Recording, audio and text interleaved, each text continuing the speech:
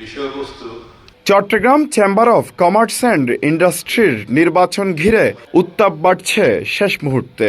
শুক্রবার বিকেলে নগরীর রেডিসন ব্লু হোটেলে সংবাদ সম্মেলন করে নির্বাচন বর্জনের ঘোষণা দেয় সম্মিলিত ব্যবসায়ী পরিষদ।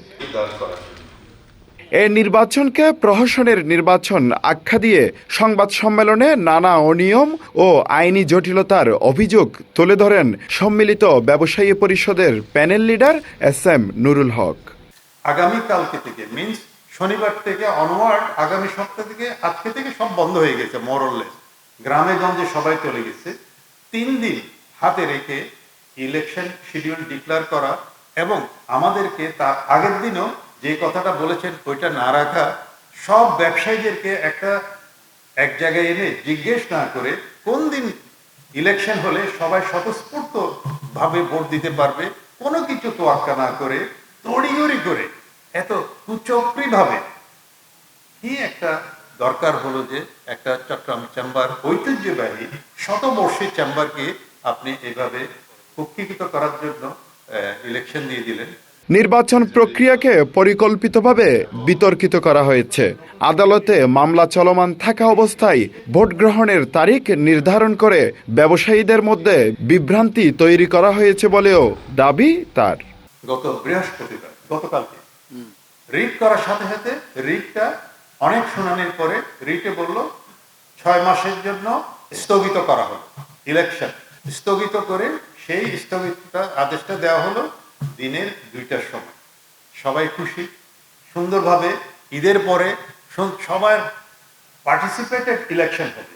আমরা সবাই চিন্তা করলাম যে ভালো ঈদটা যাবে, পরে সবাই মিলে একটা সুন্দর ইলেকশন করব। উইদিন নো টাইম সব কোন কার ইশারায় ইঙ্গিতে 5টা পর্যন্ত হাইকোর্টে আপনার আবার অ্যাপিল করে ওখানে বলা হলো, চাম্বাজাজ আদালতে বলা হলো হাইকোর্টের রায়টা স্থগিত করে আগামী জুনের 8 তারিখ শুনানির জন্য নির্দিষ্ট করা হলো। তাহলে কি বলা যায় না 8 তারিখ জুন পর্যন্ত ইলেকশন না করে আগামী 23 তারিখ ইলেকশন না করে আগামী জুনের 8 তারিখ যে হিয়ারিং হবে সেই হিয়ারিংয়ে সব পার্টি নির্দিষ্ট একটা হিয়ারিং এর মাধ্যমে যে সিদ্ধান্ত আসবে সেই সিদ্ধান্ত অনুযায়ী একটা নতুন শিডিউল করে ইলেকশন করলে সারা চট্টগ্রামের ব্যবসায়ী সমাজের সদস্যবৃন্দ একটা আনন্দঘন মুহূর্ত করে একটা ইলেকশন করতে পারত।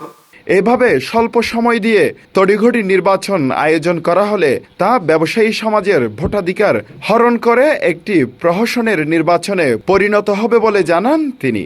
পরিতাপের দুঃখের বিষয় আপনাদের মাধ্যমে জানাতে চাই জাতিকে, সেই নির্বাচন যে নির্বাচন ব্যবসায়ীদের সম্পৃক্ততা না করে একপেশি করে কুচক্রি মহল সেই আগের অবস্থায় লতিফগঞ্জ যেটা করেছিল, যে লতিফগঞ্জকে আমরা উৎখাত করে 5ই আগস্টের পরে সারা বাংলাদেশে একটা নজির সৃষ্টি করা হয়েছিল।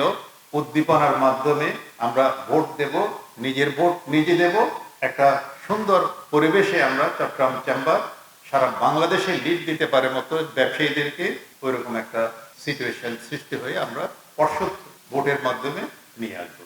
কিন্তু পরিতাপের বিষয়, দুঃখের বিষয়, আজকে সেটা আমরা পারলাম না। শেষ পর্যন্ত আগামী 23 মের নির্বাচন প্রত্যাখ্যান করে সব সদস্যকে ভোট বর্জনের আহ্বান জানায় সম্মিলিত ব্যবসায়ী পরিষদ। সংবাদ সম্মেলনে প্যানেলের অন্যান্য প্রার্থীরাও উপস্থিত ছিলেন।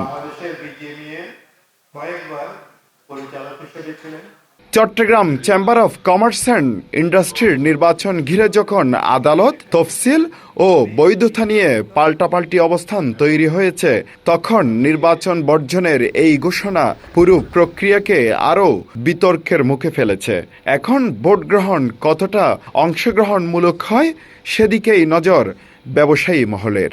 চট্টগ্রাম চেম্বার সেই ঘোষিত 18 তারিখের নির্বাচন 23 তারিখে করার জন্য তড়িঘড়ি করে এই সিদ্ধান্ত দিয়েছে, এটাতে নির্দিষ্ট রয়ে গেল। Hossain Abbas, CTG post, Chittagong.